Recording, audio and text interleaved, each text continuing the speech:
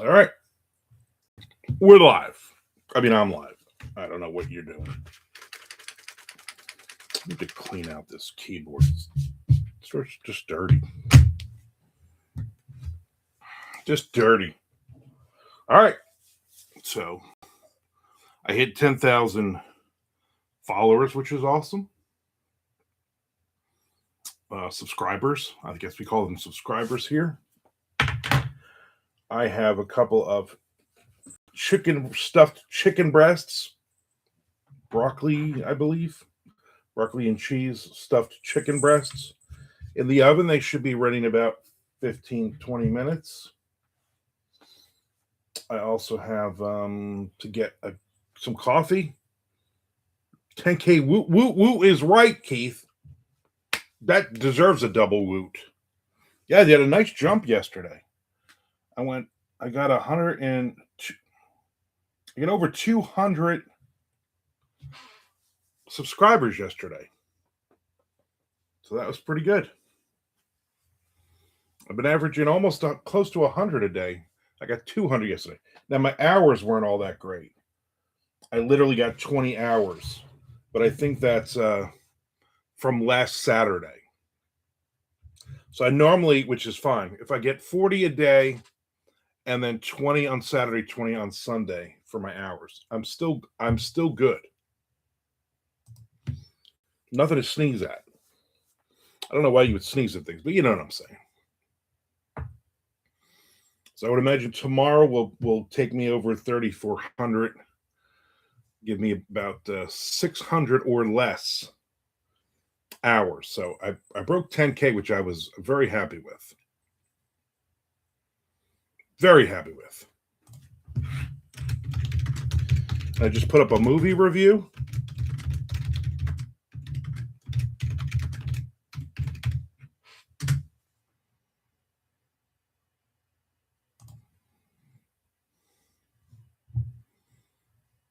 Which is good. Now I'm just going to do some sharing on it. I watched the book review. We'll check the movie one out after this. Appreciate it. I was going to put them I'll do them together. And I was like, no. Let me, first off, 2 videos is better than 1. But then I was going to post the other one, the movie one, after. And I was like, why? You know, I'll wait, let you, everybody watch the one, and then they can watch this one. And plus, the movie poster and the book are 2 different things, so which is good. So people hopefully will not go, oh, I saw that already. I saw that book review already, even though it's a movie review now. You get it.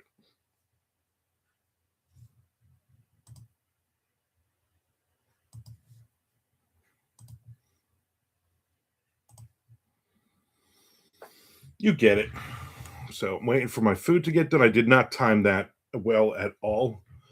I'm like, oh, I want to make these chicken breasts, stuffed chicken breasts for lunch today, but I probably should do it before 11. And I got busy doing something. And then all of a sudden I was like, oh, it's 20 after 11. And these take 40 minutes. I'm eating them anyway.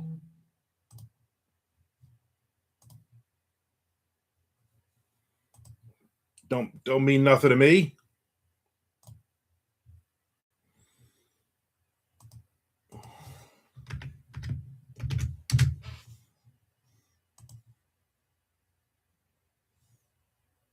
So hopefully I will hopefully I will keep this going.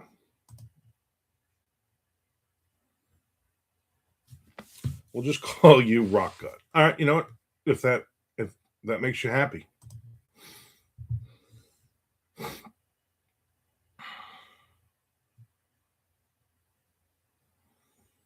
The one I had the other day, when my wife bought, they are delicious, was a seafood filled one.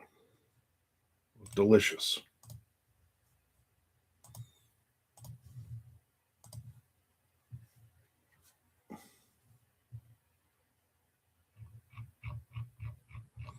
So now I'm just setting up my buffer to share this movie review video.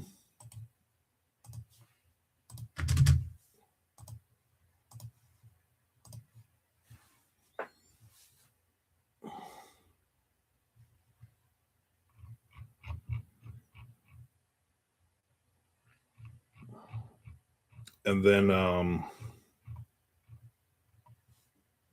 again, I should probably hit this in about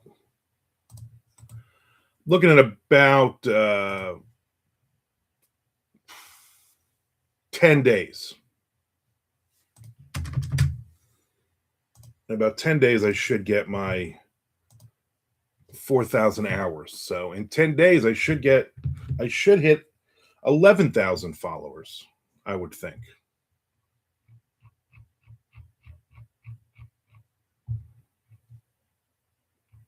Which would be super nice.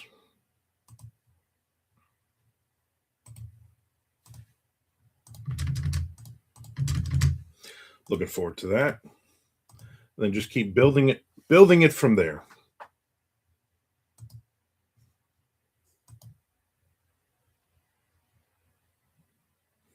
It's to remind people not to skip on the ads when they pop up. You won't get viewership. Exactly. Yeah. Yeah. When that gets to that point, then I'm going to be hammering people with it. You know what? Just watch the ads. Just watch the ads, and I promise I will. I'll try not to talk during them. Tell you what you missed.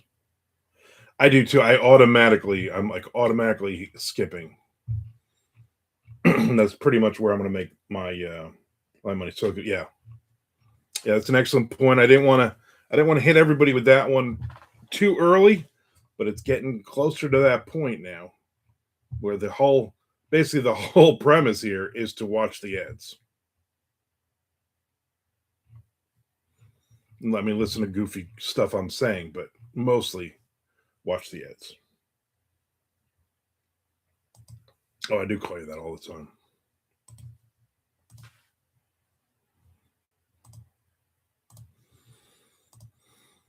I'm hungry though. This thing better hurry up.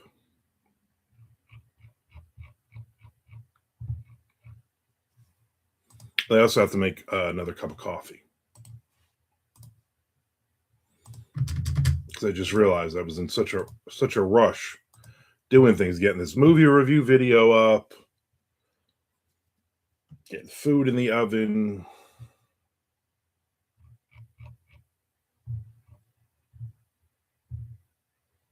Come on.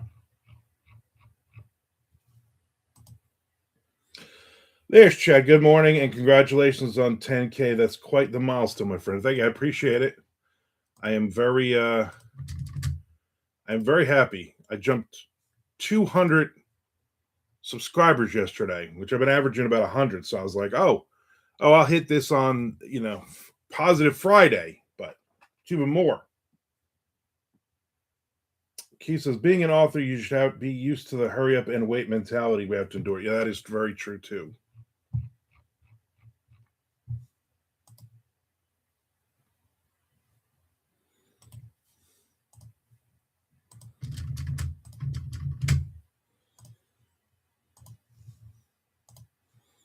I also read 2 or 3 stories for the Derringer Awards this morning, and I got wrapped up in that, and I lost track of time as well. Kids, I've got a bone to pick with you, Chad. Poe's fears were not irrational. Only the paranoid characters he wrote were irrational. Yeah, Chad. That is your real name.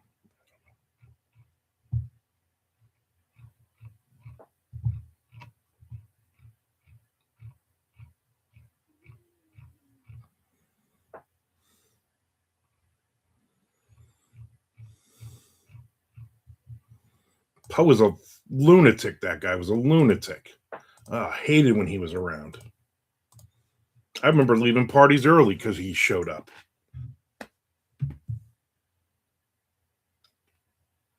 He said, almost threw your book across the room last night. Just kidding. Chess, I'm currently on my fourth run through using two separate accounts, the live stream playlist. So that's probably 350 hours so far. Thank you, Chad. Thank you.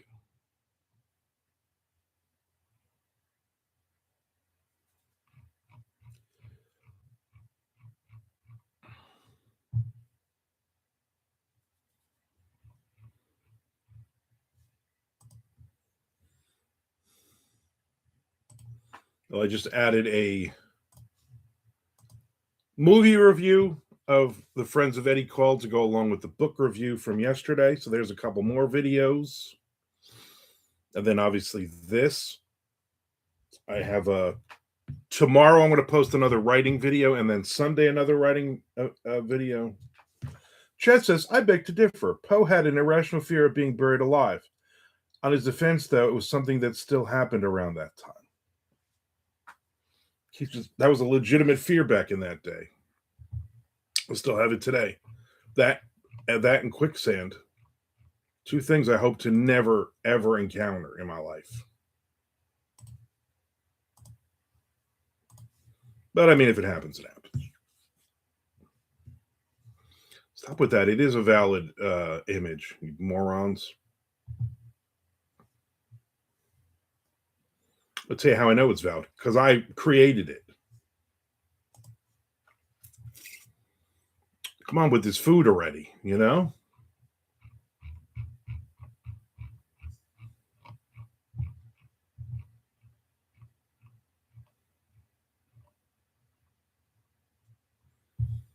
Getting a little hungry here. Still love you, Chad. Halfway through, out behind the barn. We'll finish tonight. Love Poe, though. The poor guy went through a lot.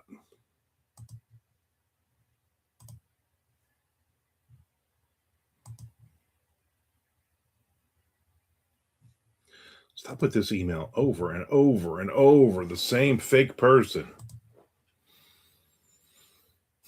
I gotta write, but I'm hungry. You know, I gotta wait. I gotta eat first.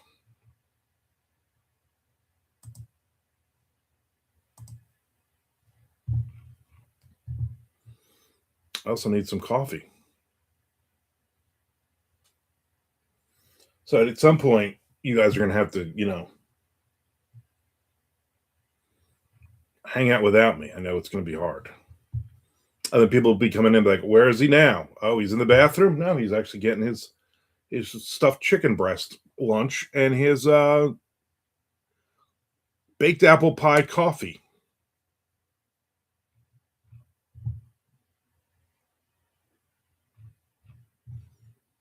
Baked apple pie coffee.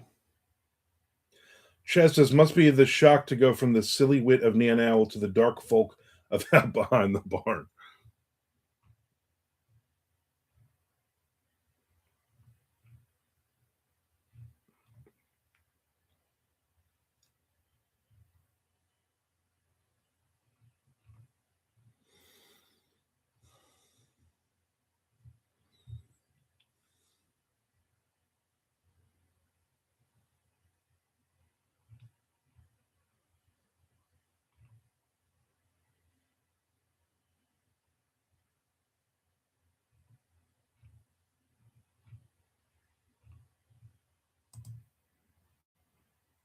I had Skullface Boy and Below in between. There you go. It was an excellent. It was a segue between. All right. If anybody else comes in, tell them I'll be back.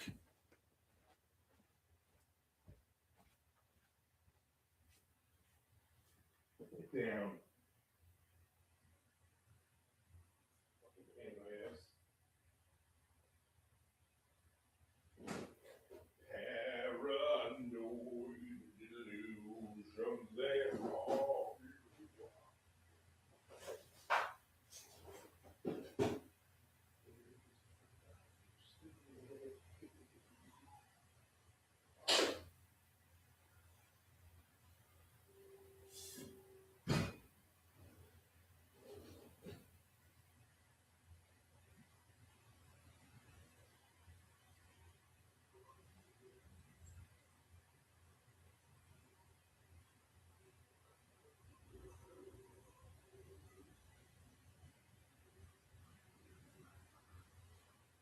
I'll be right there, I promise.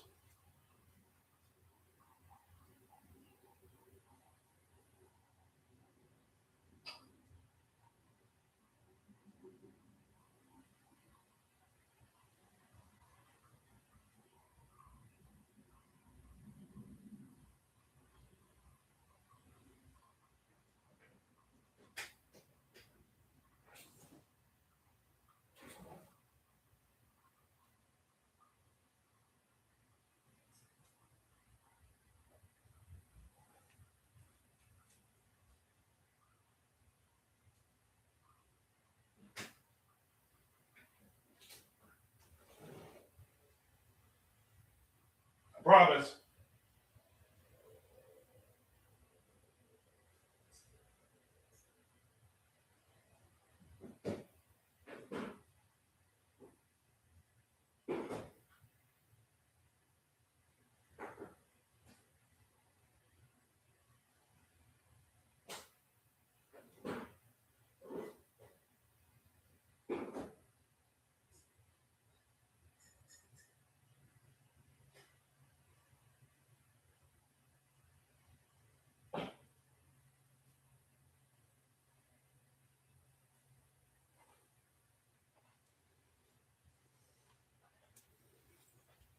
All right, dropping off my baked apple pie coffee.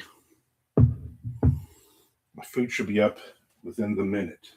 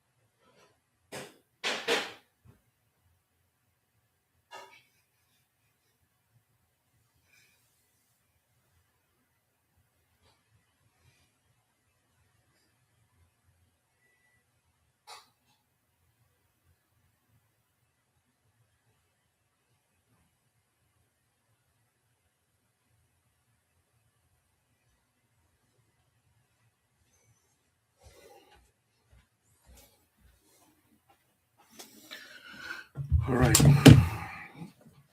Now I just need those to cool down a lot.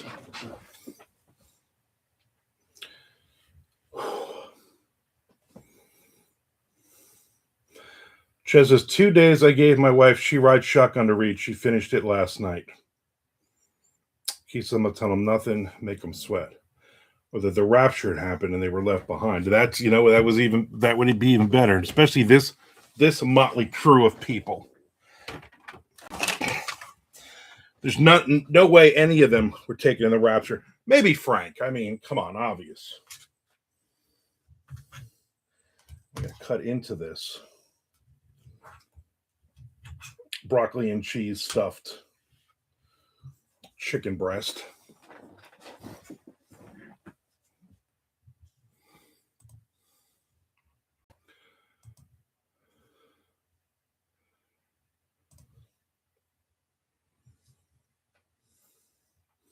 I'd 100% be caught up in that rapture, boy. No way. You are not going anywhere, buddy. You're going to stay down. You know why? It doesn't matter what great things you've done. Doesn't matter your beliefs. It doesn't matter any of that stuff. You know what it is? The people you keep company with. This group, You're staying.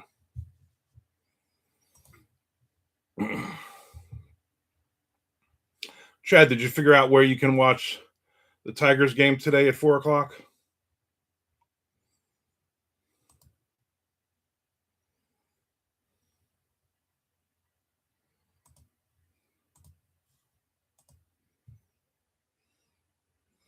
Said he listened to the acute. Yeah. They're all like, well, you could have literally everything else in your life except the people you hang out with and watching The Accused. Well, I did pay for a monthly subscription to the Detroit thing, so we'll see. I know the MLB package is free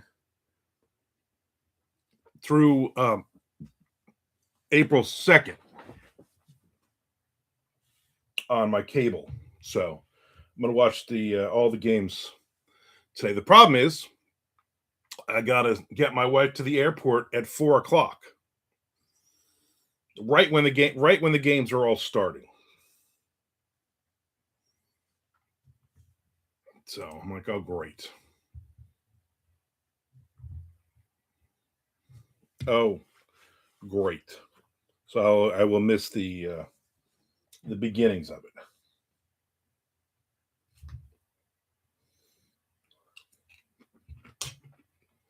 Just will go.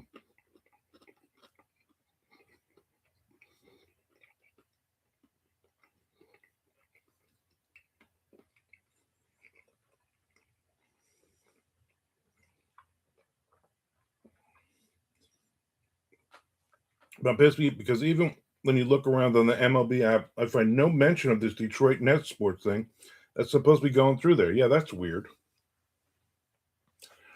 Hopefully, there's no hiccups with it. Hopefully, you're just like, all right, I found it. It's good. I'm gonna watch some games. Schoolball on the mound.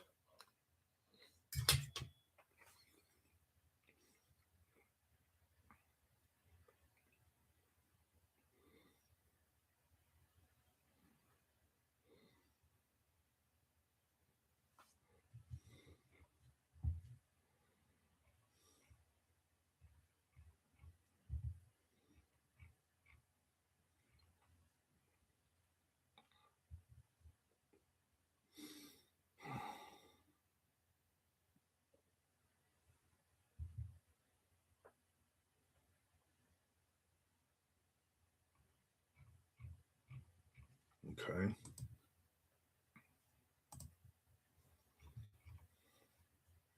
Yeah, I've decided I'm not paying for the baseball package. Because then my problem would be I'd be just basically my whole life would be revolve around watching baseball games and not getting anything else done. And it would drive my wife nuts. While she likes baseball, she doesn't want to watch 162 games of it.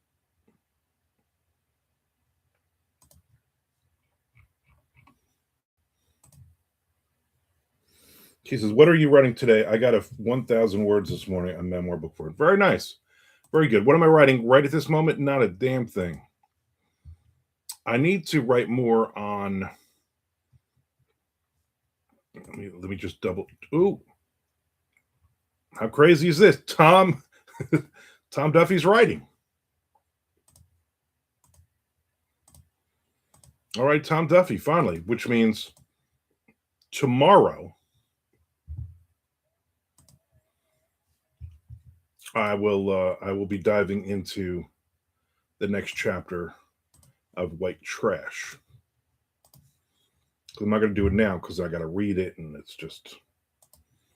But I think I'm going to write more on Mammoth today. Once I get some food in me. This tasty broccoli.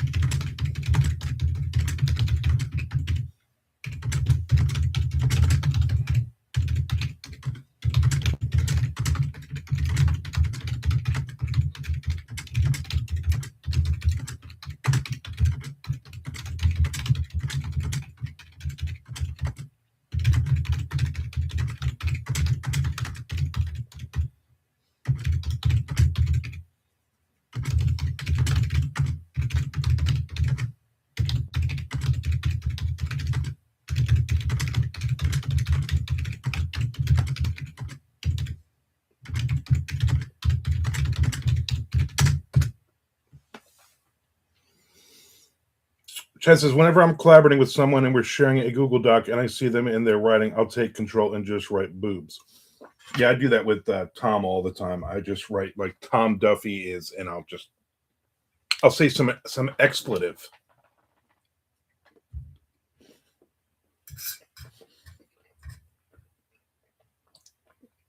Tom figured out when the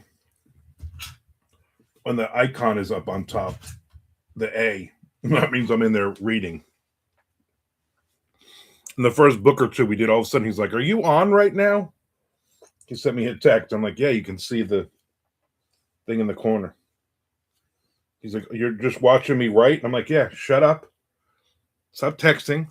I'll finish this chapter," because I'm reading it as we're going along because we were knocking them out so quick. Or I would see a typo and I would just go in and just change it. And then he would text him, say thanks. And I say, just keep writing.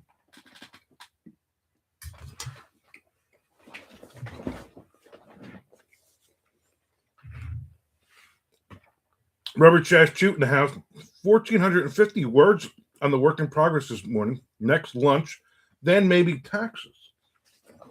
Oh, you have a fun-filled day coming up. What are you having for lunch?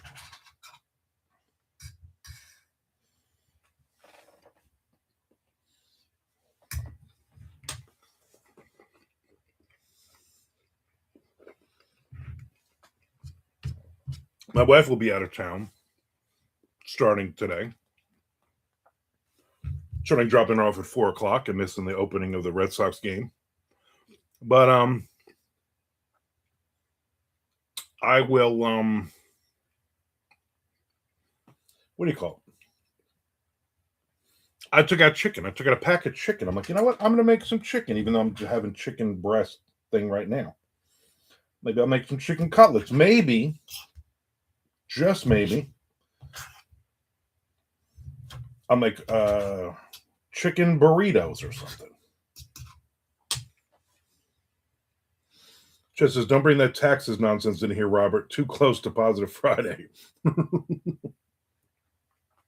Robert says, sorry, Chad, I had no idea there was positivity on this planet. Don't blame me, it's well hidden. Yeah.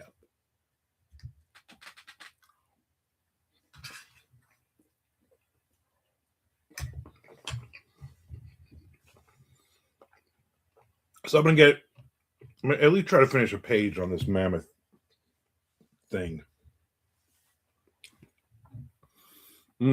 Broccoli and cheese stuffed chicken breast with baked apple pie coffee. There's a combination.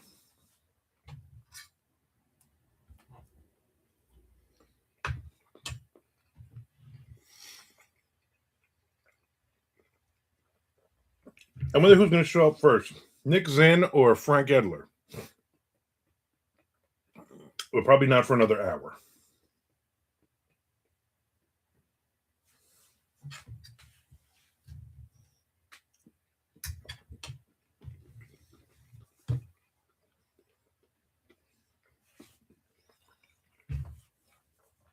Well, Frank usually shows up earlier than Nick.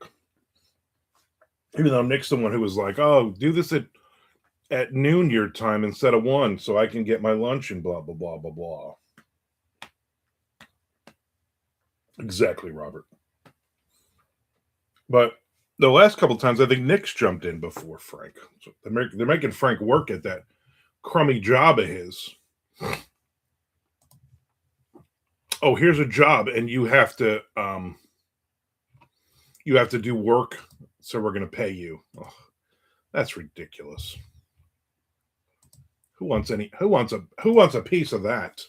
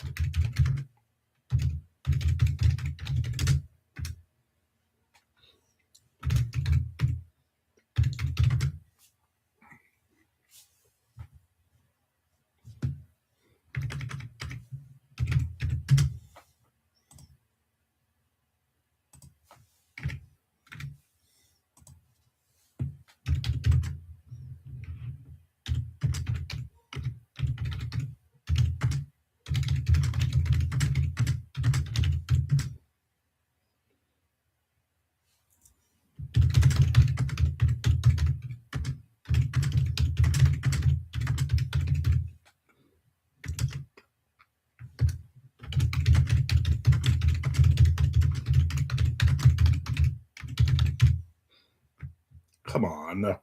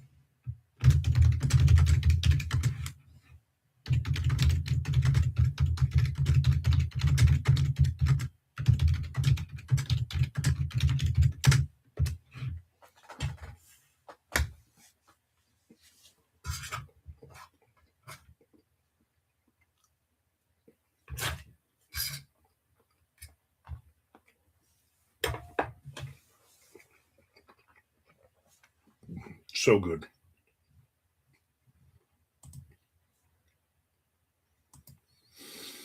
I'm on my own until Sunday afternoon, which means I'm either going to be good and not eat a ton, or I'm going to run roughshod over every snack in this house.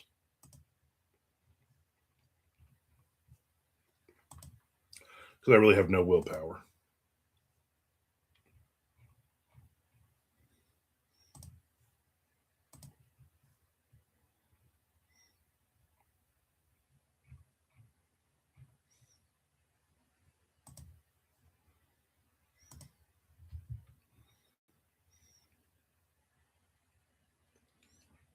Just be good. You'll feel better at the end of each day, and particularly with the wife shows back up. You'll have a big win under your belt.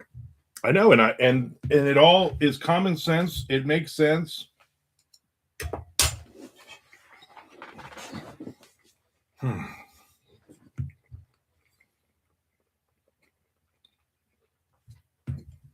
gonna try it. I'm gonna do my damnedest.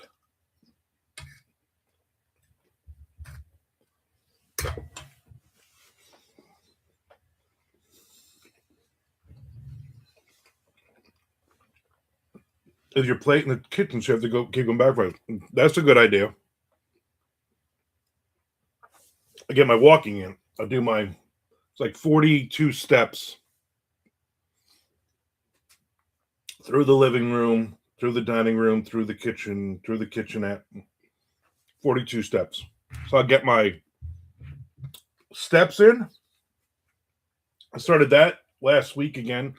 3,000 steps a day is the goal. Nice and simple. And then the app adds like 100 or 250, whatever it is, to get me back to 6. So I've been hitting it every day. And I have the backup. I have it on the phone, and I also have it on the watch. So I've been doing better with it.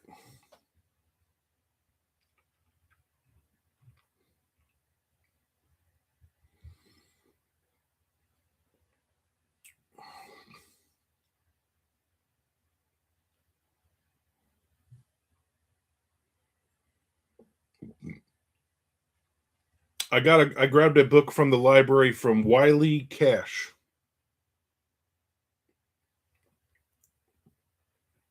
About basically he's going to be in town. He's from North Carolina, Asheville. He's a teacher there at the university. 4 novels, including A Land More Kind Than Home, and the founder of This Is Working, an online creative community. And on Saturday, April 11th, he will be at the library doing a 90-minute workshop, and then he's going to do a talk after that from 2 to 3. I'm going to the talk. I'm not going to go to the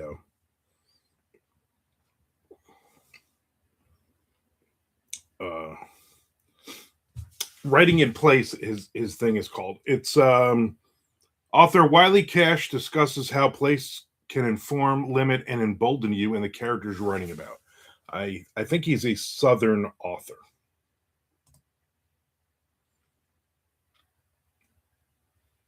Like that's what he writes about. I mean, he's from the South. You know what I'm saying.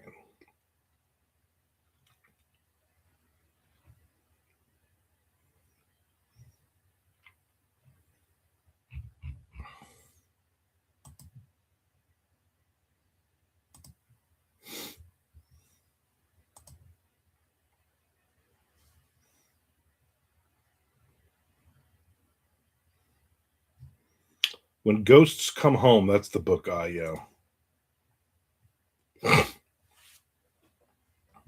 yep, set in North Carolina. Sheriff Winston Barnes.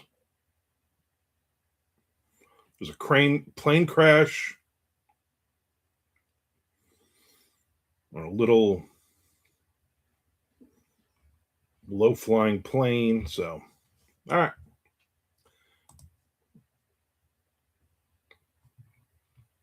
So anyway, I will go to the thing. Maybe I'll invite Tom, but he won't go. Or maybe I won't invite Tom. I'll just go myself. Go and enjoy myself. You know what I'm saying?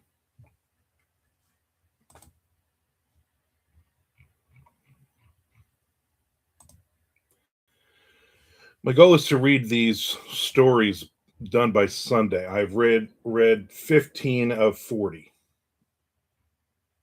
So I got 25 left. And it's Thursday, Friday, Saturday, Sunday. So 4 days. If I read 6 a day, including 6 more today, I think I can do it. Again, they're like between 5 and over 5,000, under 10,000 words each. I've read a couple of good ones. I have no idea who wrote them.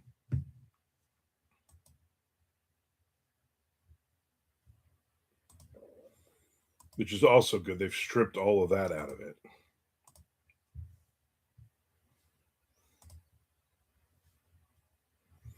I also have a hold at the library. And I have to bring that Friends of Eddie Coyle book back anyway, but I'll probably do that Saturday. Get me out of the house.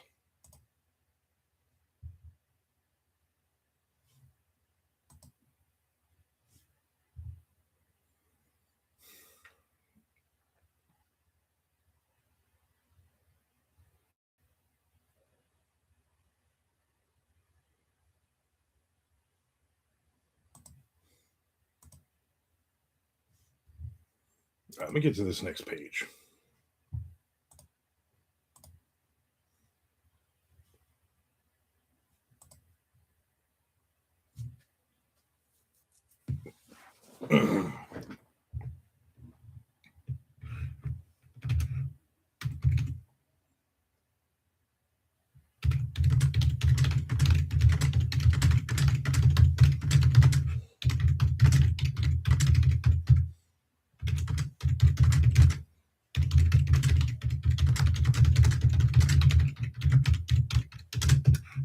Okay.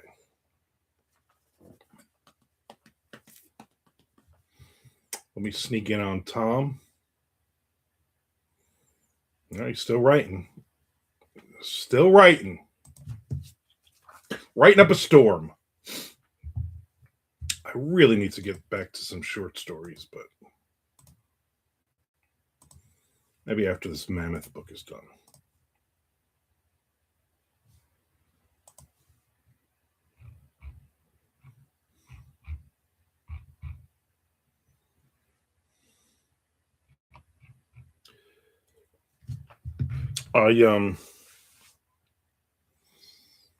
I'm hoping to have a good weekend.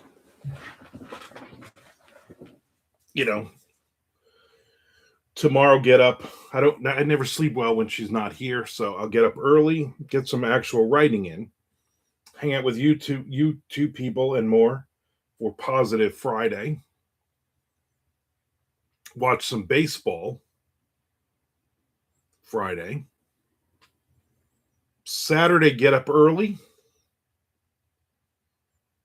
See, already I'm starting. I'm like, oh, Saturday I'll get up early and I'll go at 10 o'clock. I'll go to the library, drop a book, pick up a book, and then I'll get McDonald's big breakfast with hotcakes. I'm not going to do that.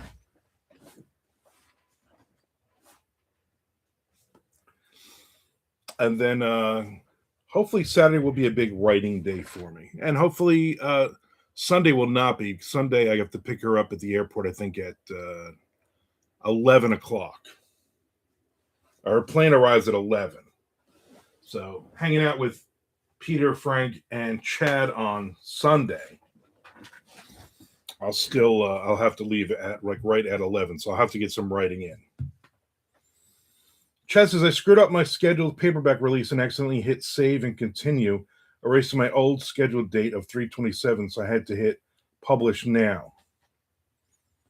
So it's out now. It's available right now. I can buy a copy right now. Lorraine, hi, everyone. Oh, my word. Armand hit 10K. Congratulations. Thank you, Lorraine. I appreciate that. So either Avonwood will come out before tomorrow or sometime in the next 72 hours. Oh, that's right. Yeah, you got to wait for them to.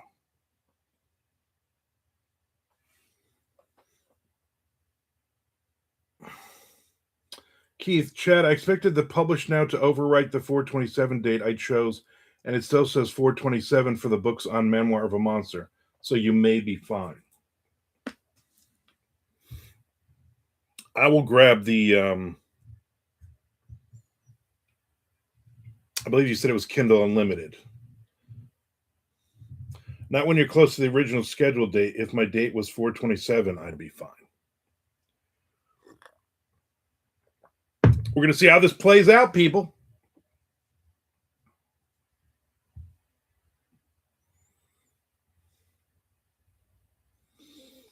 They only allow you to schedule out like 3 or 4 days, not the next day.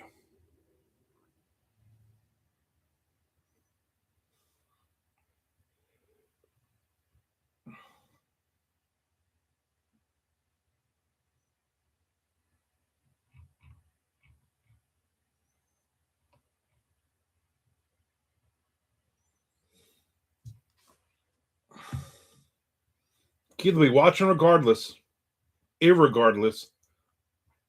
I saw that on a Substack post yesterday. Someone said irregardless.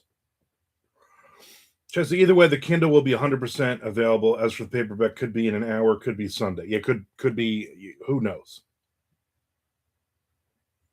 Ray says, "Are you talking about a paperback version of Memoir of a Monster?" Keith says, "I spend too much time on a computer screen. I need actual books." Yes, Lorraine. I have no problem. I sit here for 10 hours a day. I have no problem though reading on my Kindle.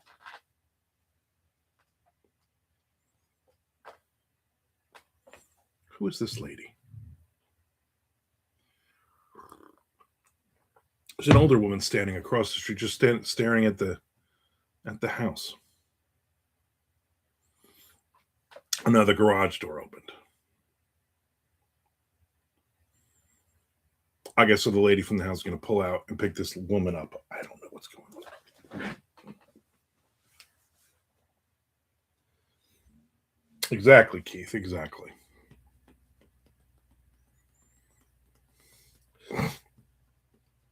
Now, lady just standing near the on the sidewalk near because she's like, I'm not walking all the way over into the garage to get in the car. You have to pull out and let me into the yeah.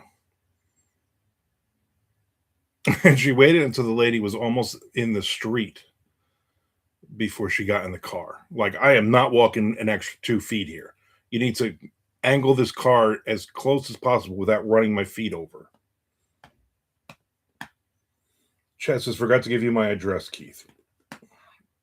Lorraine says, I prefer paperbacks, but I got the Kindle version today. I'll get the paperback when it's available. There you go. My goal really is to read all of these Derringer stories, quickly send it in before Sunday, and then I'm going to jump on Chad's book. Keith says, thanks, Lorraine. Were you able to take advantage of the Kindle Unlimited? If you're on Kindle Unlimited on that one, Keith, then I will basically dive in as onto your book as well, Kindle Unlimited.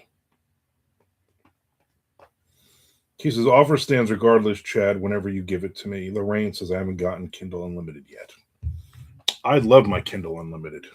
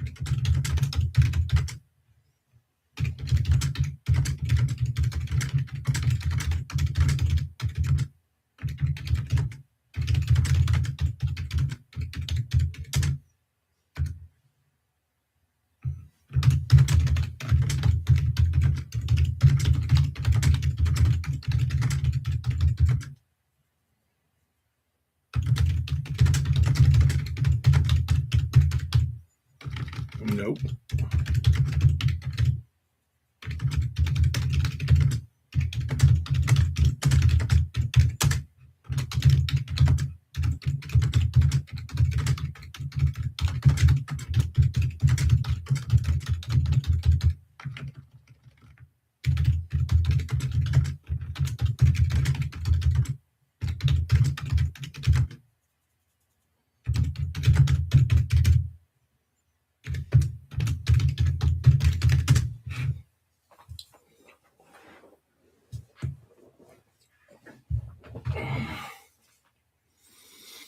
Keith's first book is on Kindle Unlimited.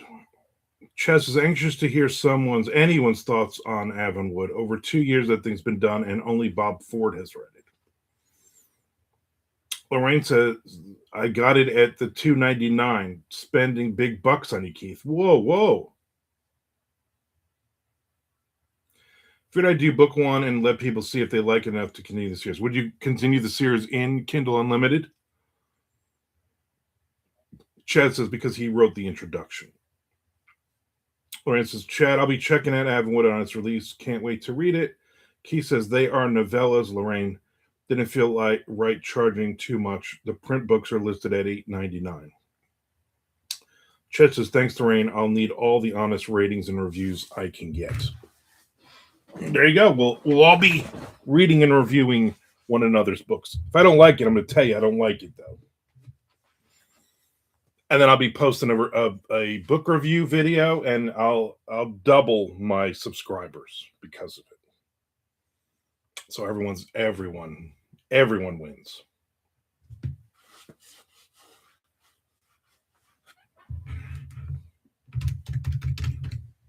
Come on.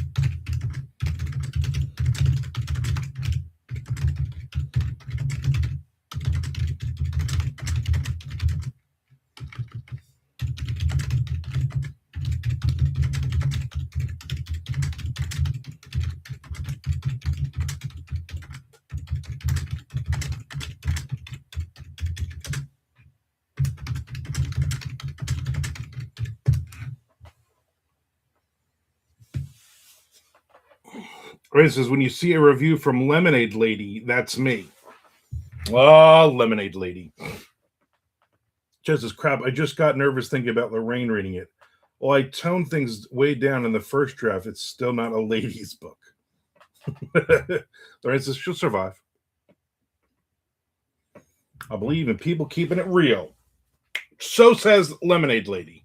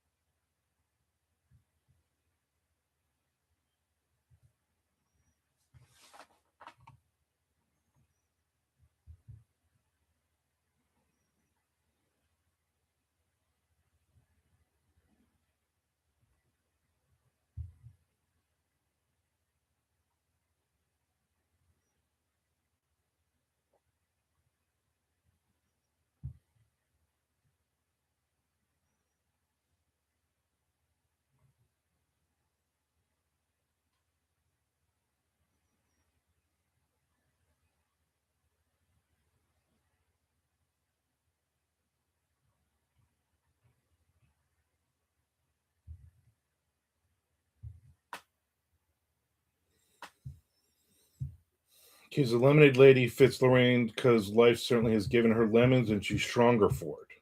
Exactly. Chad, did you put a trigger warning in the description? Lorraine says, thanks for that, Keith. I just thought she was from the South. She probably makes delicious lemonade.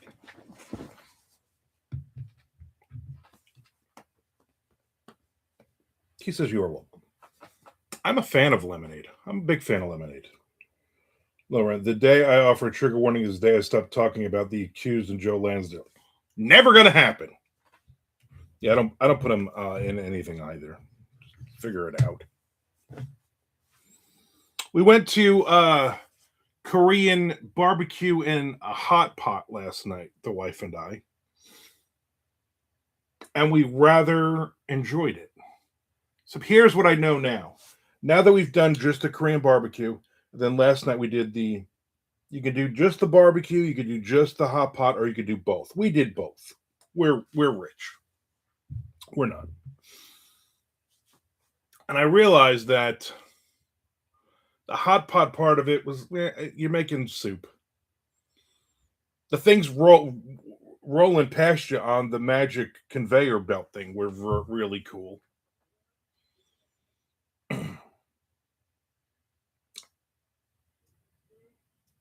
And then I was like, my wife's like, because they were coming this way, so I couldn't really see them. My wife's like, onions, yes. Broccoli, yes.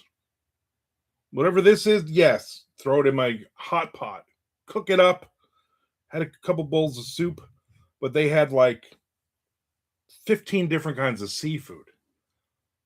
So we use it on, we cook on the barbecue, on the Barbie. They don't call it that. I had shrimp, I had salmon, I had fish, some chicken, scallops, all kinds of good stuff. I was like, you know what? I would do this part. I would do the barbecue thing again. It was pretty good. There was also a girl there. That was like 60 degrees last night, so not cold or anything. And she was wearing a half shirt. She was like in her 20s. Very tight half shirt, super, super booty shorts with her butt sticking out, and these giant fur boots. Her top and her butt were black, and she's wearing giant furry brown boots up to her ankle. And I'm like, well, that's a look. And she was with a whole group of people. I'm like, nobody said to you that's a little bit too much. She was very skinny too. The boots were gigantic. I noticed things. Lorraine says, from a high school nickname, Lemonade. Lorraine says, that was my nickname in high school. Lorraine says, then all the ladies that pick up your book should be safe enough. Yeah, there you go.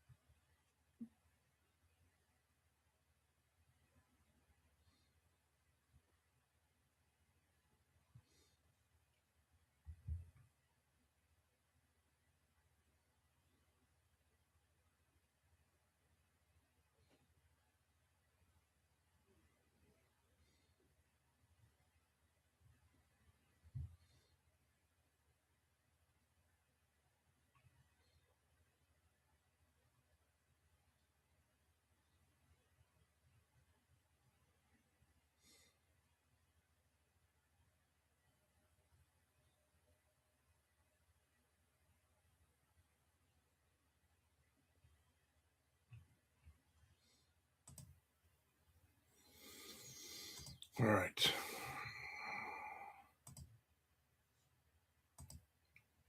Yeah, doubt I'm going to get anything done tonight with baseball. Baseball nearly upon us.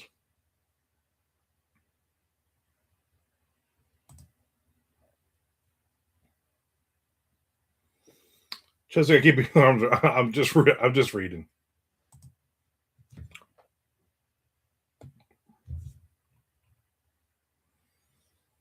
So Tom does this thing when he's writing. When he's writing a chat. He gets all the way to the bottom of the second page. We only need like 10 lines on the third page, and then he stops. I'm like, just finish the chapter and say chapter done. Or say get her done. Something along those lines. Where the hell is Frank?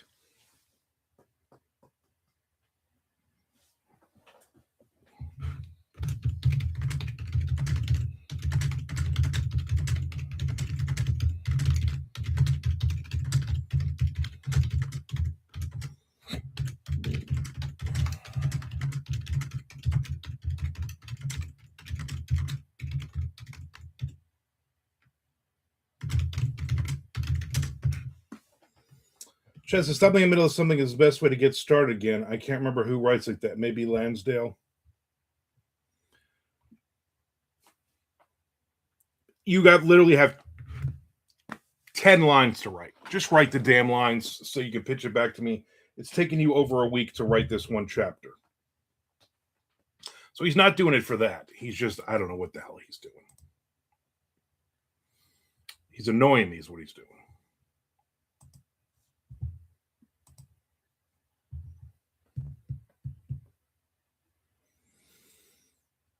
Lorraine says, Armand, I really liked yesterday's video. Lit a fire to get moving again on my writing. So many distractions, but I have a goal. Dang it. Yeah. Chad says, you finished the chapter. Finish the chapter if somebody else is waiting for that chapter. Like, I'll stop in, like, Mammoth. I literally used the guy's name, and that was like Morozov or whatever his name is. And that was it. And I'm like, he's going to say something. I don't know.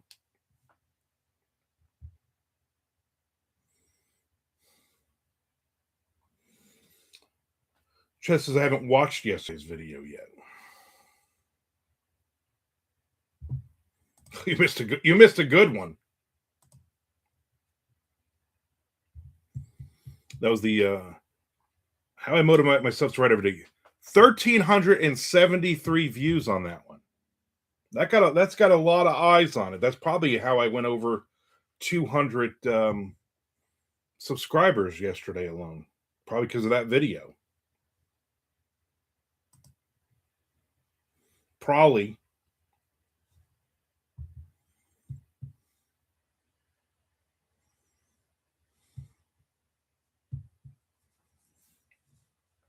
Good times. And again, I'm doing another video tomorrow, about 11 o'clock or so. I'll be dropping another writing video, another writing video up as well, and then another one on Sunday. Chester, I feel like if I was still a drinker, then I'd never get anything written because all I want to do when drinking is reminisce and talk and talk and talk. Yeah. Well, that was the problem with Tom. Tom was a heavy drinker, like alcoholic heavy drinker, and he always wanted to write, but he never had time because he was always drinking. Then when he went cold turkey and stopped drinking a couple years ago, then he started kicking ass with this. I think he's back on meds, which is nice, but he better get on more meds. I think. I don't know what's going on with him. It's frustrating. It's frustrating because the boy has talent.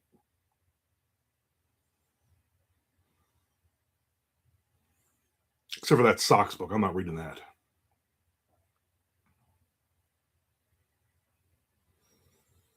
Then get a microphone and speech to text chat. Play to your strengths.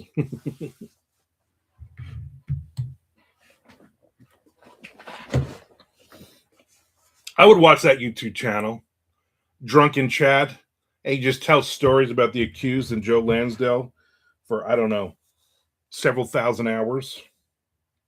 Like, you got that much traction from that video? Well, then I'll have to copy it. Oh, well. Oh, wait. No can do. I'm a total newbie. Too bad. You know what, though? You could still do a motivation video of why you are writing in the first place. You know, you could, it doesn't matter if you've been doing this for 40 years or you've been doing this for 4 minutes. You can still do a video like that. Just don't draw a mustache on again. I didn't like that. Was creepy. I'll tell you, this baked apple pie, coffee's pretty good. She says, LOL, Keith, if I did that, then all my books would be the Jex books because they're essentially dramatizations of my life, but written as fiction. Told you, I love to reminisce. Lorraine says, creepy, it was my best look yet. Yeah, okay. Crawl into bed with your husband wearing that thing. See what he does. Dang hormones. You know, when you reach a certain age, you start growing hair on all the wrong places. I was watching. What were we watching? Oh, we watched the Filthy Fortunes. You know, there's the guy from Hoarders, and he goes in and sells all your stuff and makes like thousands of dollars and splits the money with you. And on one of the episodes, they always hire like a local junk removal company to come in and help. They bring in their trucks and all their other stuff. And on one of them, there was a woman, and she's probably like in her early 20s, and she had, a mustache.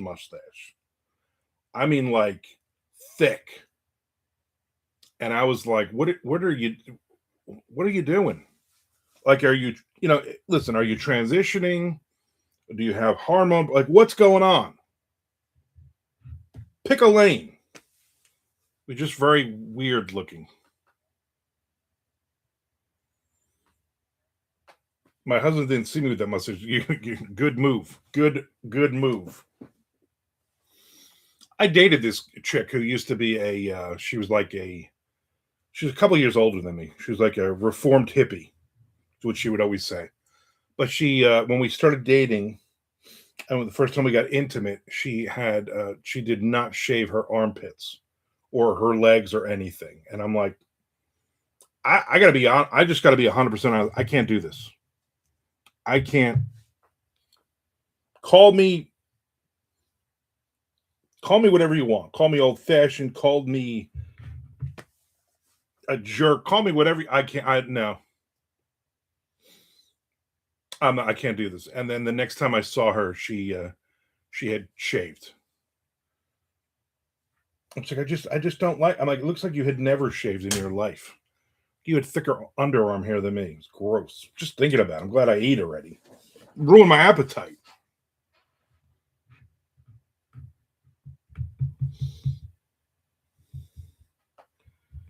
He doesn't get my humor.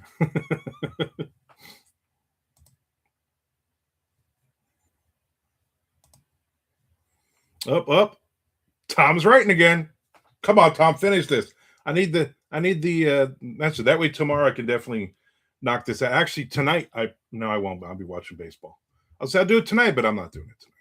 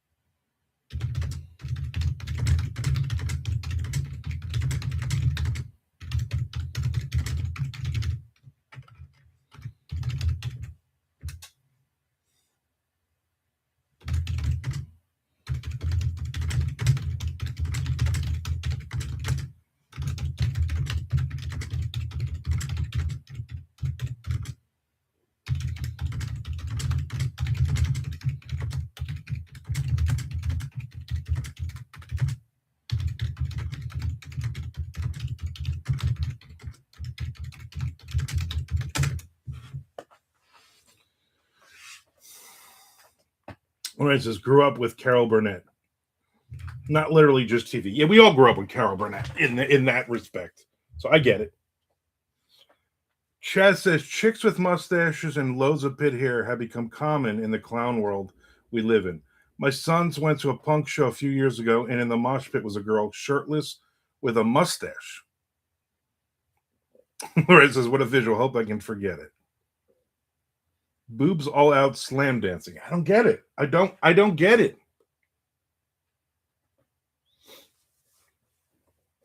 Men are supposed to be gross looking. What did Elaine on Seinfeld say? Men's bodies are like Jeeps. They're utilitarian. Women are supposed to look beautiful. You don't have to gussy all up, but I don't know, do some maintenance. And maybe I'm wrong. You know what? Maybe I'm the one who's going to lose 10,000 subscribers now. I don't know. I'm just saying.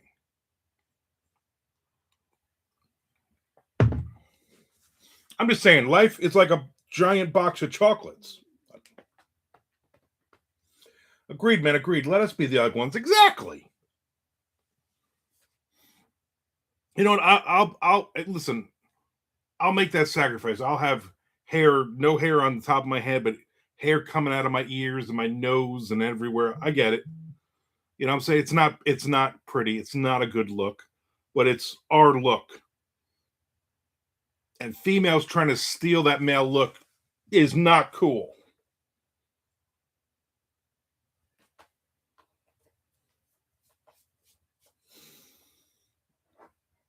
I'm just glad Frank isn't here to add to this conversation because it would go really, really bad and really south really, really quick. Culture appropriate. Exactly. Exactly.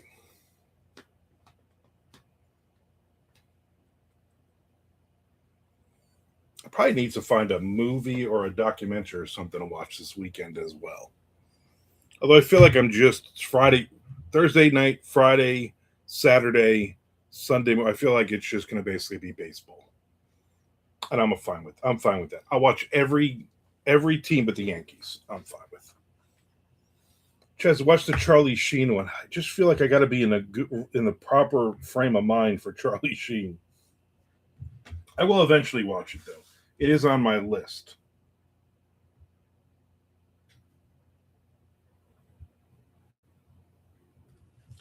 So it will happen at some point in time.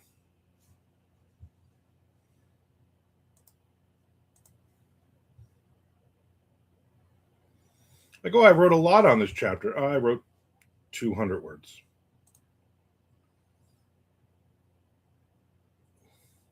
Have you seen the doc on Netflix called Taken in Plain Sight?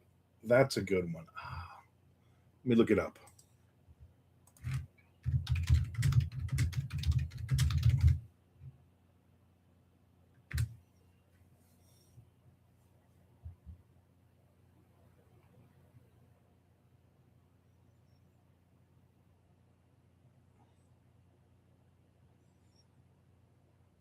It's a documentary or it's a movie?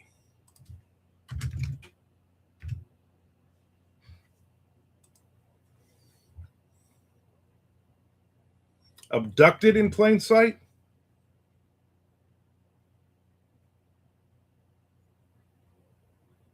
Documentary and the movie, they have the same name? Because here's the movie on Netflix. Abduct. Oh, come on, Chad. Abducted in Plain Sight, also known as Forever B. 2017 true crime documentary film directed by Sky Borgerman.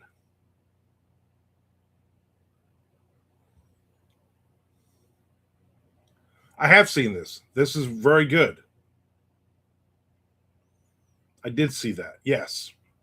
I did not see the movie though. I probably won't see the movie because it'd probably be a lot of overacting. Abducted in Plain Sight. Yes.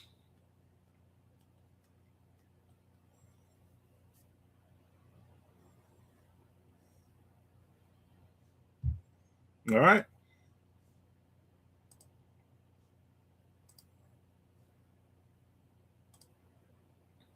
That dude put that tape player next to the girl while she sleeps to convince aliens are going to kill her if she tries to escape. Here's what I know, Chad. That part of the story is true. Aliens were going to kill her. So, oh, stop with the emails. I always love the emails of, oh, I read your book and it was great. Is it available on Amazon? I don't know. Where did you find the book? Where did you find the book? You don't even tell me what book it is. I got 200 something books.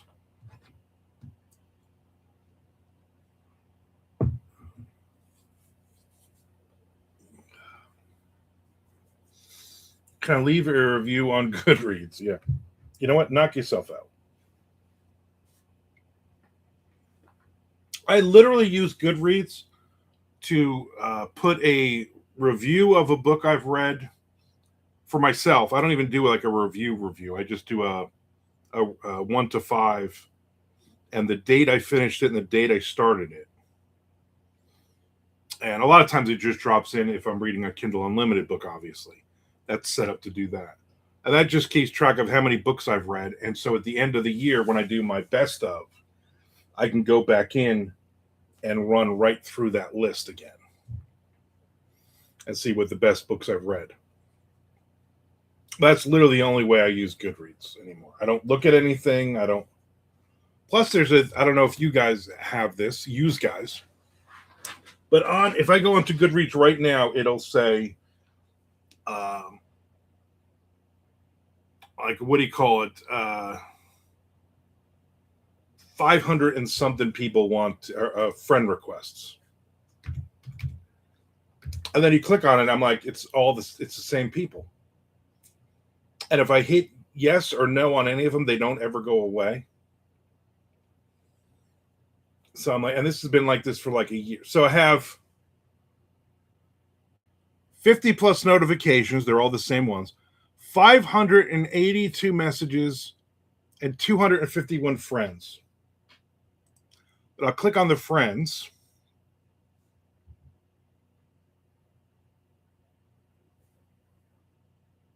And it'll nothing will happen here.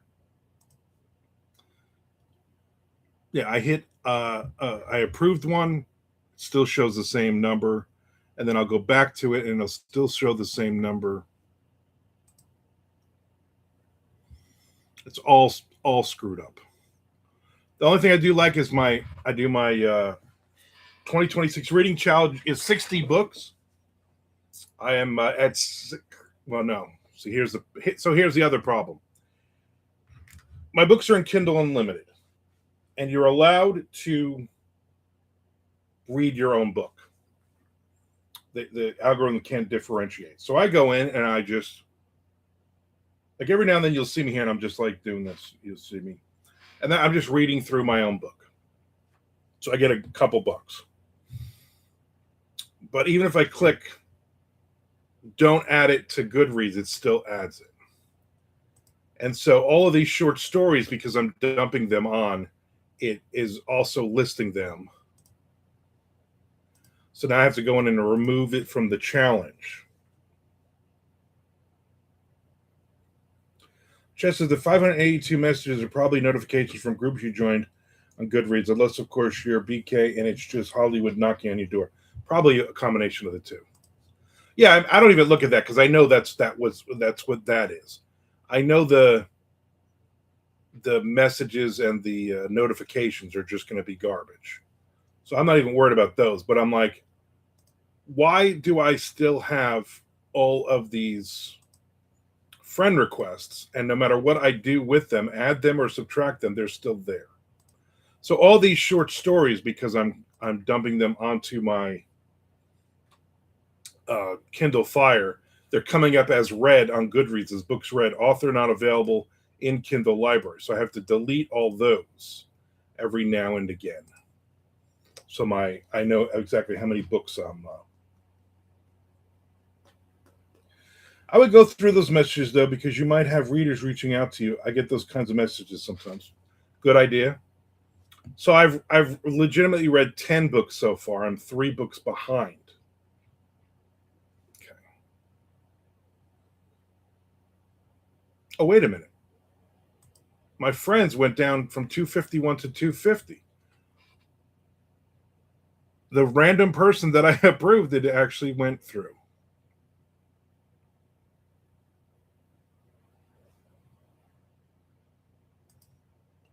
Then I go through, I'm like, oh, 0 books, and you have 3 friends. Yeah, you're not a real person.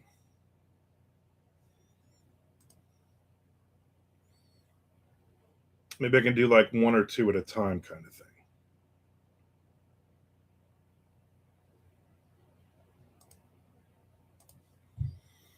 So we'll see if that number changes from 2. Yep, it went to 245. So maybe it's, I don't know, it's working. Yeah, so my inbox is all of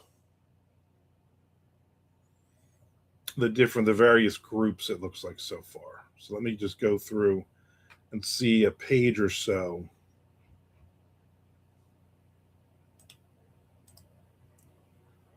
I'll move all those to trash.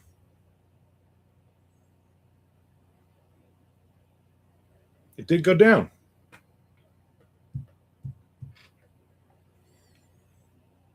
I would have never even thought of that. Just because I was talking, I was like, the stupid friend things.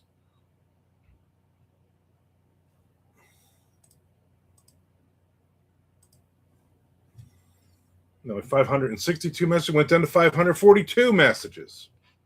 The problem now becomes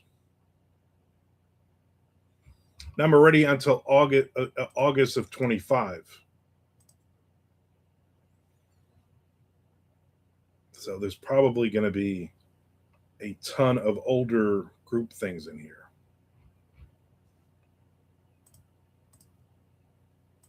And I'm never going to ever jump back into Goodreads to read any of this crap.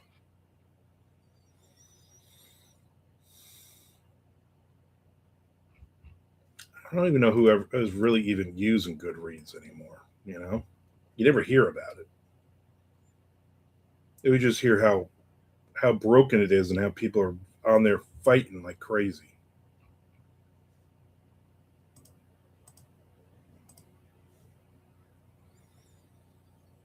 All right, so I'm down to 462. I'm also seeing a lot of the same people. Randy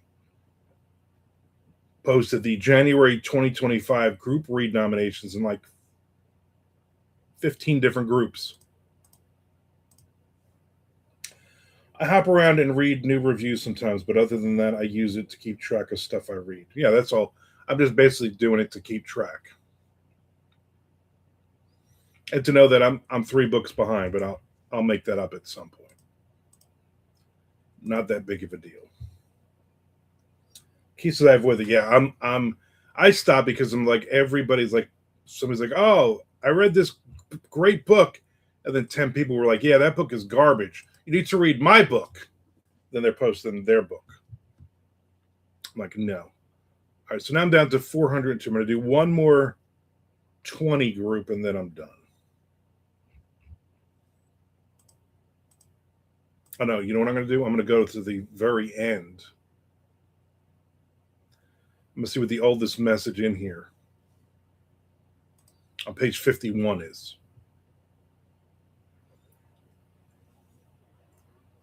2011.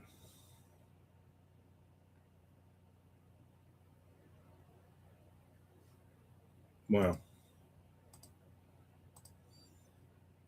2011, they look like all garbage.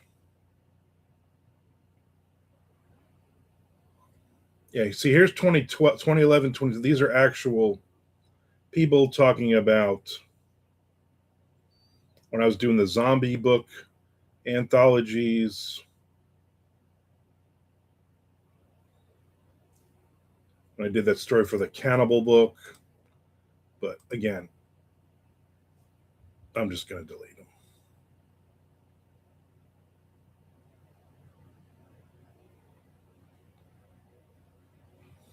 Because these are all 14, 15 years old. Nobody's.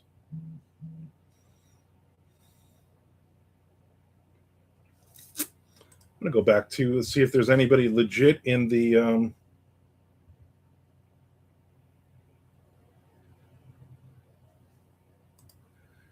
friends I could add. I don't know why I'm adding them.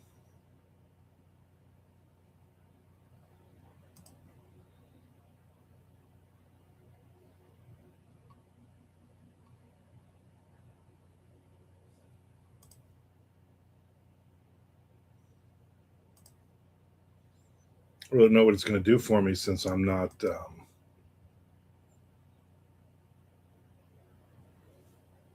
actually doing anything on this site. Goodreads is also good for winning books. I won a Tremblay book on there once. Oh, nice. I'm spoiled because I get a lot of books for free. So I can only imagine if I started doing what is it, their giveaways or something. I can only imagine if I started doing their giveaways and was winning more books. I'd be like, oh my goodness, that's enough. Yeah, it went down to 239 friends. We'll see next time I sign in if it's still at that.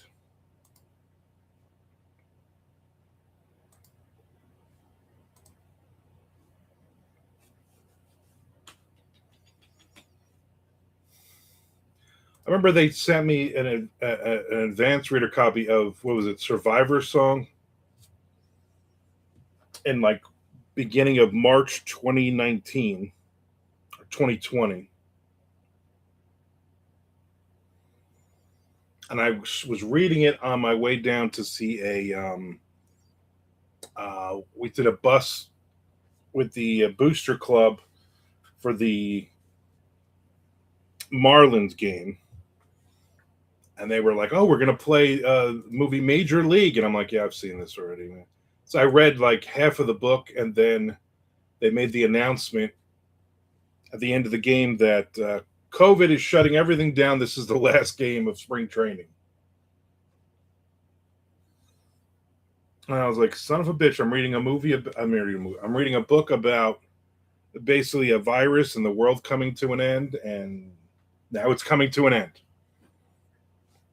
That was a good book.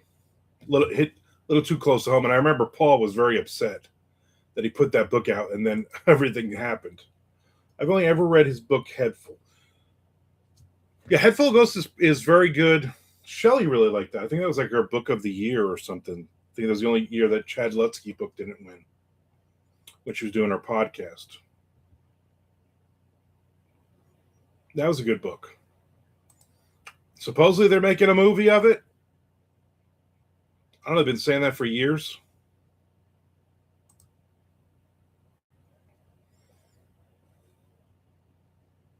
I've read several of his books. I've read a couple of his short story collections, which I thought were good. I'm trying to think what else. That might be it.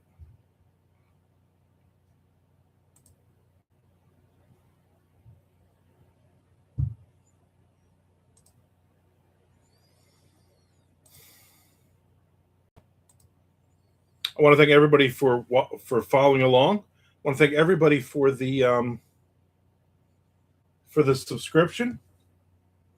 10,000 subscribers, which is awesome. Just I'm due for some Stephen Graham Jones. I haven't read anything of his since he exploded. I think Mongrels was the last thing. Loved it. Loved it. I read what is it? The Only Good Indians. I think that I read that from him and one other one I can't remember. Keith says, I can't believe HBO is redoing Harry Potter. So much riddled stuff out there, and they just want to rehash. You would think with all the backlash, you would think with all the everybody who read Harry Potter and watched those movies is now in their 30s or more. I guess they're like, you know what? Let's just do it. Let's just see what happens. And if it doesn't work, we can blame her. We can blame her online presence. It does seem early, though, right, Chad? Doesn't seem. So have they made cast announcements and all that yet? I never read the books, never watched the movies. My kids love the movies. I would always never sit through and watch. I would always be reading or something. Here's the mailman. What are you giving me? Garbage? Son of a. Too early for redo is right. Yeah, this is. Well, he's either going to be a black kid, a trans kid, or a lesbian. I'm calling it. Let me see what the.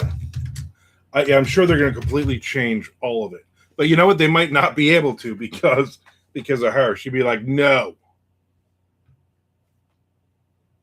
No, we are not doing this. Oh, he looks like a little dork. Yeah.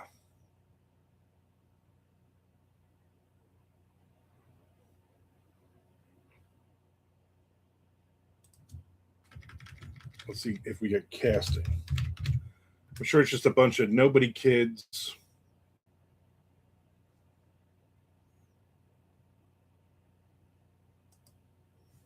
See, I don't know any of these people.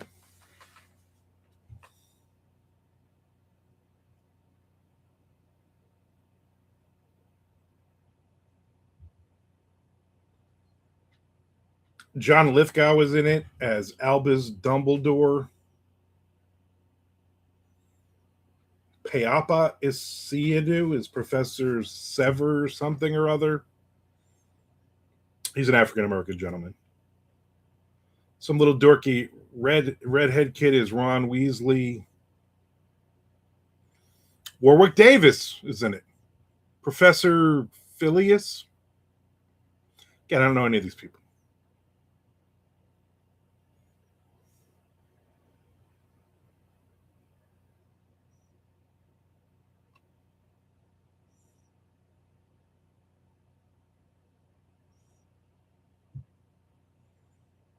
There's people, but I don't see whatever that chick's name is. I don't see her. I don't see many of the kids.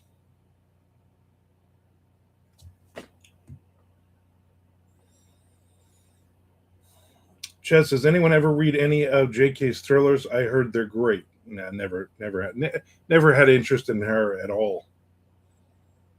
Keith, a trailer hit last night. HBO series. I read all the books, and when my son told me he finished Goblet of Fire, and I was like, "Isn't that an 800 pager?" He was so proud.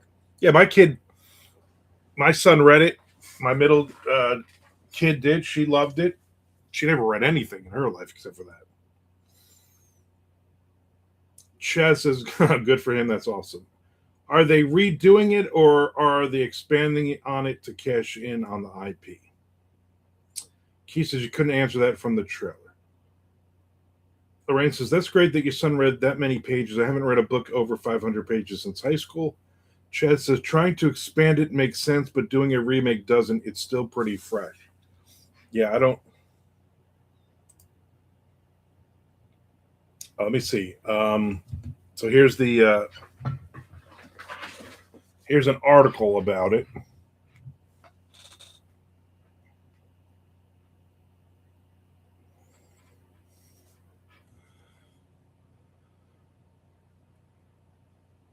Yeah, and of course, all of the kids are just brand new, picked from auditions kind of thing.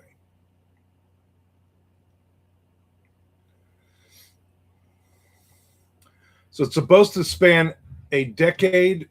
Plans for its production to span a decade as part of a faithful adaptation of the books.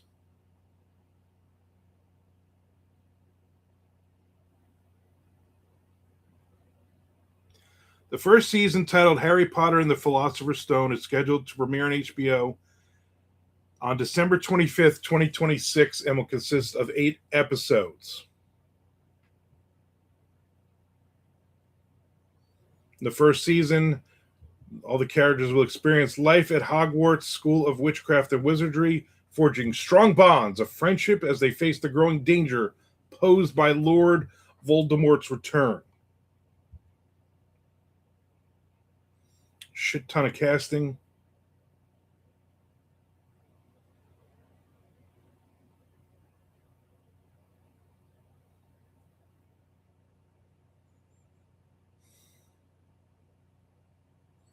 So they're just basically they're gonna just redo them.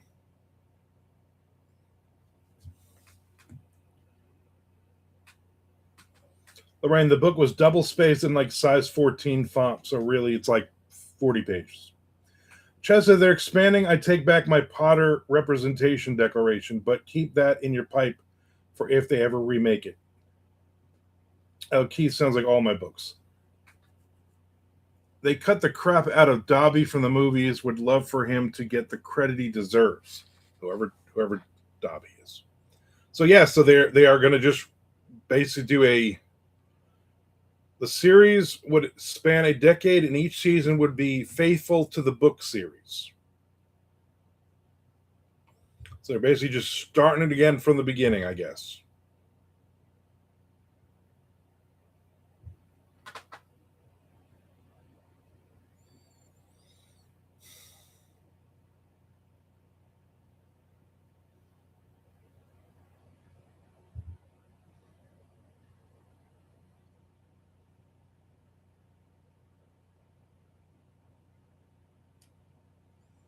And then just, I guess they're going to do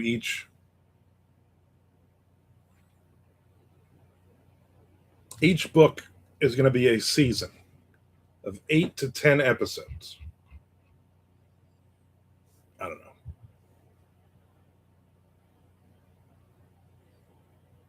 More true to the books, they're saying. That's the hook. That's the marketing point. It's going to be the books. It's not going to be cannibalized movies or whatever they're trying to say they are.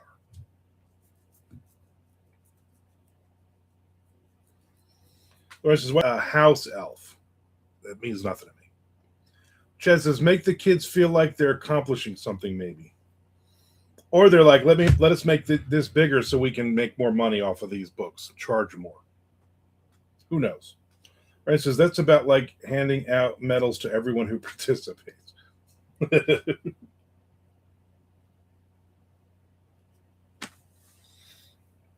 all good times. You know what I'm saying? Good times. So I will not be watching that. I did not watch the movies, did not read the books. I don't care. Not my thing.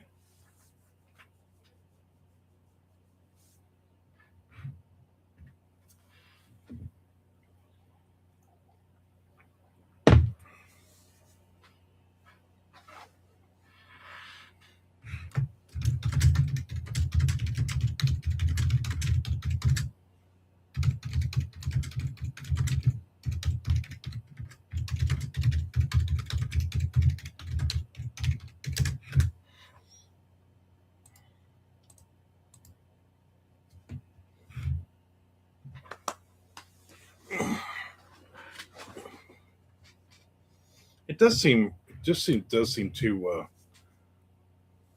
Man, it's probably been like 15 years since those movies stopped, but should have skipped a generation, right? Just I read the first book, tried reading the second one twice. It's just not my thing. Glad kids are out there reading them though, and good for Mrs. Rowling. I'm sure this is more money in her pocket to get further and further away from reality and bitch and complain about the world. I don't know. When you have that much money, shut up. That's my goal. My goal is to have so much money that you'd be like, remember when Armand, before he became super rich, remember he had that YouTube channel? At one point, I think he had over 10,000 subscribers. And then one day he came out, he's like, hey, I'm super rich now. I hate all you people. Goodbye. And we never saw him again. He's out in the middle of the Mediterranean on his yacht. People feeding him grapes. He says, I enjoyed them. Each book got more mature as the audience grew up with the books. Chad says, King is the one who needs to shut up. Dude ruined himself with social media. Yeah, that's a guy who has way too much time on his hands. And I always say, it doesn't matter what your message. It doesn't matter if I 100% agree with what you're saying about politics. Shut up. I don't want to hear about your politics. I have my own thoughts that you're never going to change. Or if I agree with you, who cares? Lorraine says, when that happens, remember the little people, Armand. Lorraine, the little people are going to be stepped on to get to the top. I'll be like, Lorraine, you and your husband want to come and hang out on my yacht in the Mediterranean? I swear if you draw a mustache on, I will throw you overboard. I will tie you to the anchor. Says, I've read that J.K. and Patterson are the highest paid authors. At least she writes her books. Patterson just gives you an outline. Highest paid authors of all time. Probably God with the Bible.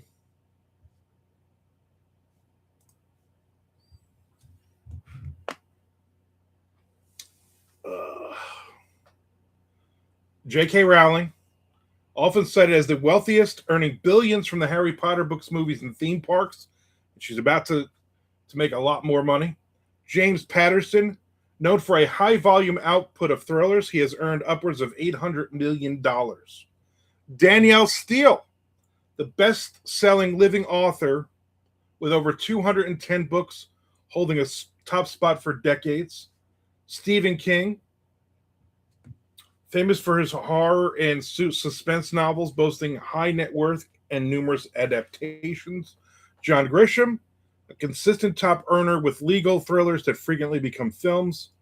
Paulo Coelho, author of The Alchemist, widely recognized for high international sales. Nora Roberts, a prolific author of over 225 romance novels. Elizabeth Badinter, a French author who is also a significant heiress to Publicis Group, boasting her to top rankings.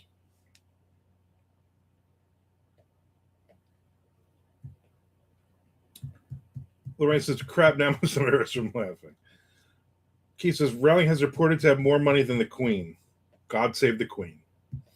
Chess says, I'm actually halfway through my first Nora Roberts book, and it's surprisingly good. Her writing reminds me a little of King's.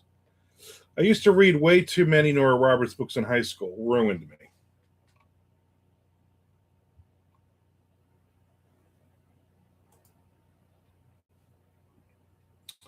The 15 highest paid authors of all time.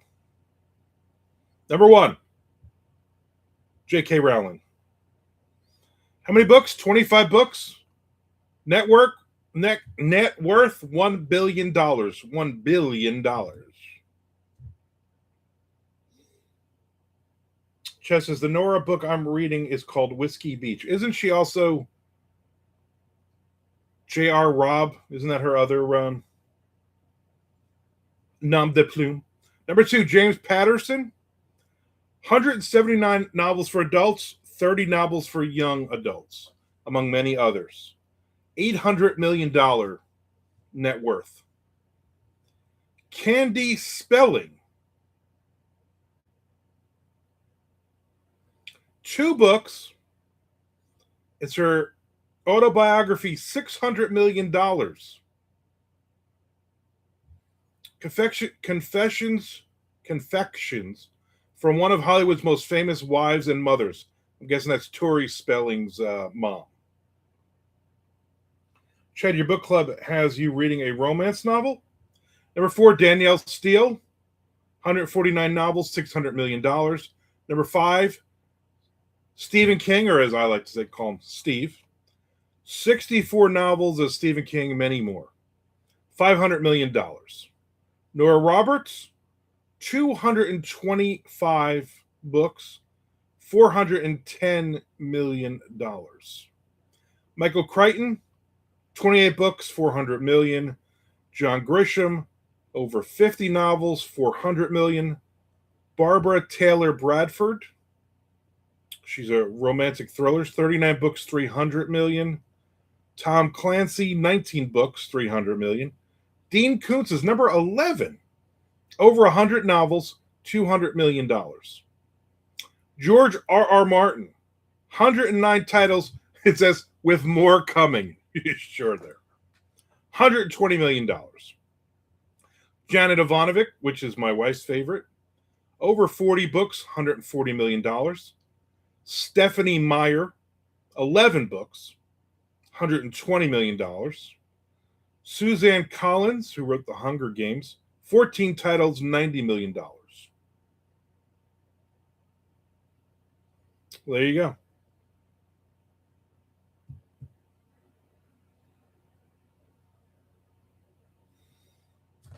Let's see. Ches says, no idea, but if you're looking for any Nora Roberts books, just go to the local Goodwill Salvation Army. There'll still be right next to Daniel Steele and VHS copies of Titanic. Now, I picked that up on my own, Lorraine. I was curious. No doubt. You're a complicated man, Chad. That's a good thing. You spelled diverse wrong, Lorraine. I've read more V.C. Andrews than I'd care to admit, he says. Good one. Never read V.C. Andrews, but I did buy Flowers in the Attic last year. Flowers in the Attic still gives me chills. V.C. Andrews, woo, Flowers in the Attic was my one and done. Right now, I can guarantee you, in my little free library, the adult one, there are at least 3 Nora Roberts books in there. At least. Every little free library we have ever hit has at least one of her books.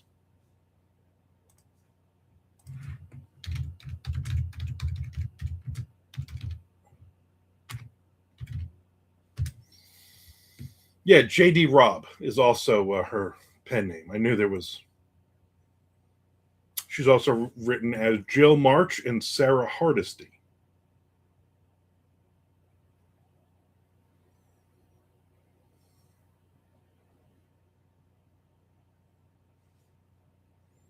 So there you go. Somebody's making money. Lorraine says VC Andrews Woo Floating was. Lorraine says incest. No. Keith says my mother would read them and I would grab them off her shelf. I was quick to grow up when I was a kid. What a fool. Yeah. Chad says spoiler alert. Saw the movie too. I must have been sadistic for a moment. Robert Galbraith is J.K.'s crime fiction pseudonym. Right. I remember when that book came out and it did nothing, and then it was leaked that it was really her. By then, she'd started getting all the backlash and stuff. So, but imagine she still sold quite a few copies. That's the problem when you write something like that. I mean, I've never read the Harry Potter books. I don't care to, but obviously it's a earth-shattering movement of a series, right? And so she's always obviously going to be attached to that, which is good. But then when you try to step out and do something else, sometimes like, yeah. He says it was Richard Bachman all over again. I mean, good she tried something different. Trevor Alex, 2138 to 138. Congrats on the 10K subscribers. Thank you very much. I appreciate that. Here's to the next 10,000. Here's to the first 6 million. Or something. I don't know.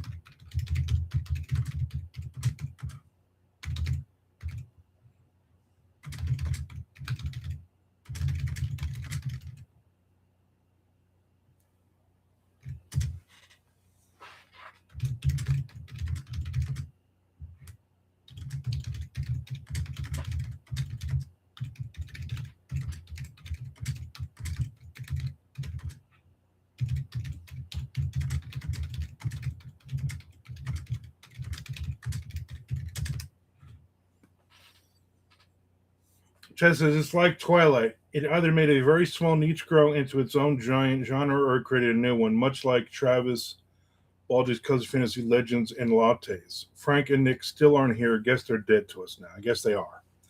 Be in Genie and send a bunch of that bit of that subscriber magic in my direction. Keep doing videos. Stop with the mustache. Keep doing those videos. We'll all keep watching. Oh, my wife on the. Hold on. Hello. Hey. YouTube Live. No problem. Okay. All right, I'll be off by then. Will do. Bye. That was Shelly. She says hi. She's on her way home. Tom just sent me a message just now. Chapter done. Nice.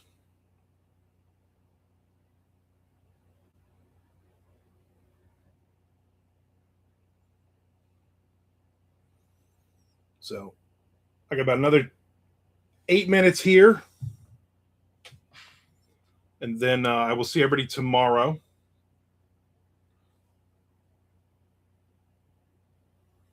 Take her to the airport. Hopefully we're going earlier than I think That would be really nice because I really want to watch the Red Sox. Shelly said hi to everybody.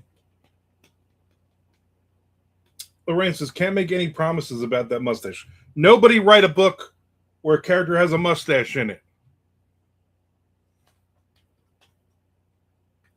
It's just a Y. Chad don't know how to spell names. You got it right, Lorraine, because you're a woman. Chad got it wrong because he's a Chad.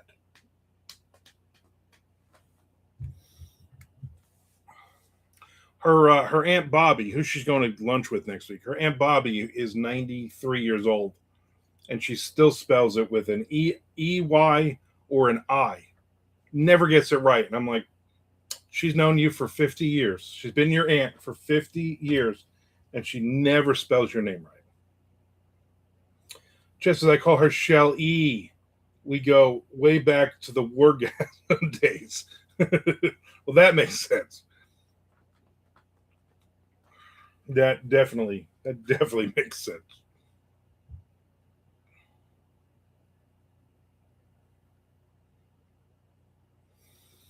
I might get some more writing in today, though. She says, we'll see if she breaks the mustache out again after Edgar Allan Poe and the Conqueror Worms.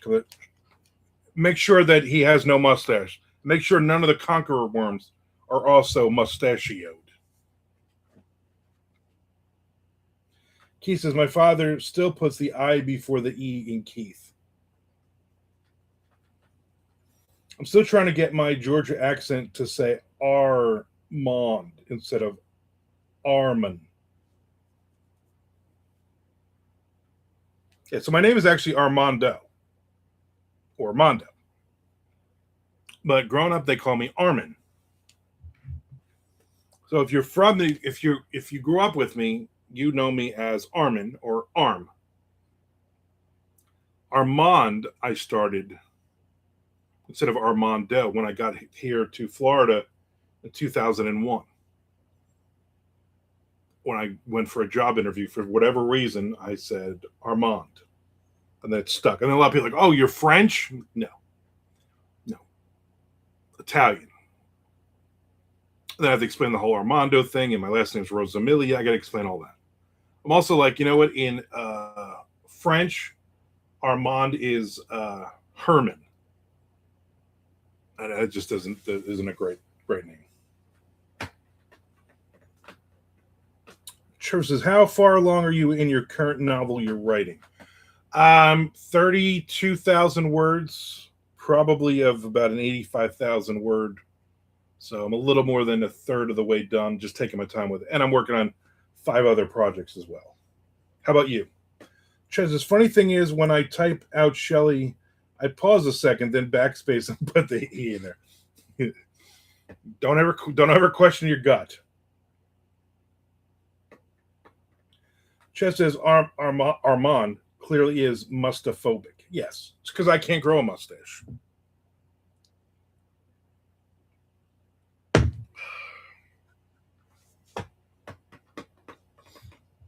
You know, maybe I have mustaphobia, which is a rare disease, but I mean, I've seen it.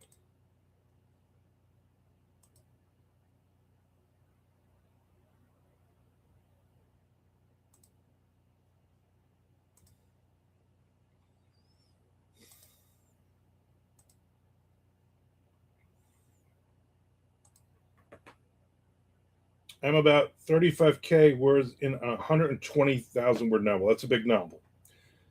Loren says, Keith, I'll take a different approach for that one. Be afraid. Be very afraid. She's going to do something and be like, you know what? Bring the mustache back. Keith says it's not Poe without the brow and the mustache. You know what? Maybe he was sick of that look.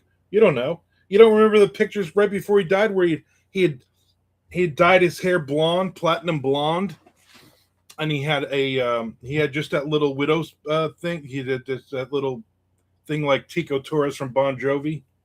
You don't remember that look? You don't remember when he started dressing, just wearing zoot suits? It's like you don't even know the man at all.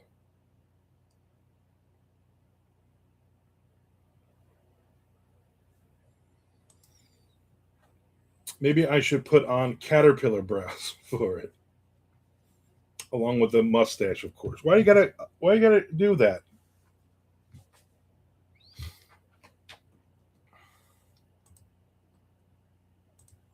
It's very upsetting.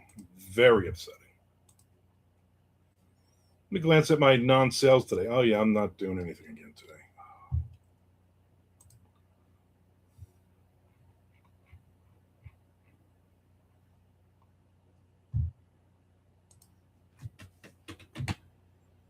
Why not, Armand? I'm trying to say this. I don't want to come off as creepy or anything, okay? I'm just gonna say it, and I apologize at a time. Lorraine, you're a very pretty woman, and if you gussy yourself up the wrong way, you're just not as pretty. That's all I'm gonna say about it. Ugh.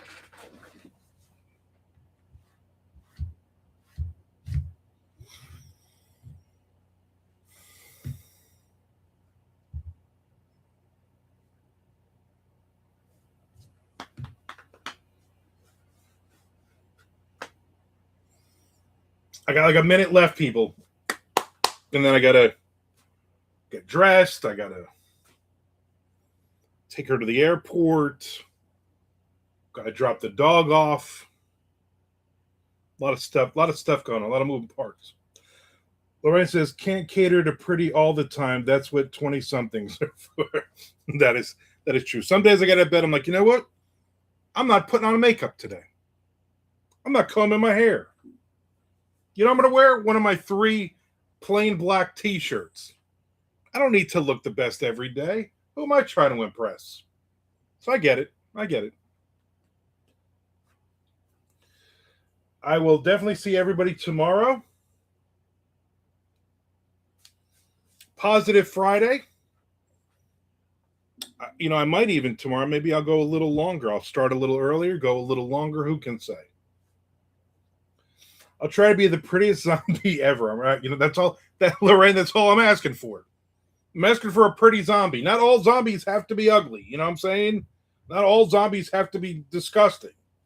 Some of them are quite attractive. Thank you, everybody, for making allowing me to hit 10,000 subscribers. I am 600 hours away from hitting the monetization plateau, which it should be doing very soon, fairly soon. So help me out. Help me help you. A brand new, freshly dead zombie. Exactly. Literally, you just got bitten. Yeah. So I will. I'll see everybody tomorrow, and we'll keep knocking some of this stuff out. I would imagine I'm going to write a little bit more. I'm almost to the next page, but I got things to do before she gets home. Bitten on my way to the ball. There you go. There's the teaser, ladies, gentlemen. You just gotten up from your vanity, turned around and bitten. There you go. You just turn around from your vanity where you washed the mustache off. Again, thanks everybody. You hit the subscribe button, watch as many videos as you can. I need the hours, and I truly appreciate everybody that pops in with me every day and wastes a couple of hours of their time. So thank you very much. We will do this again tomorrow.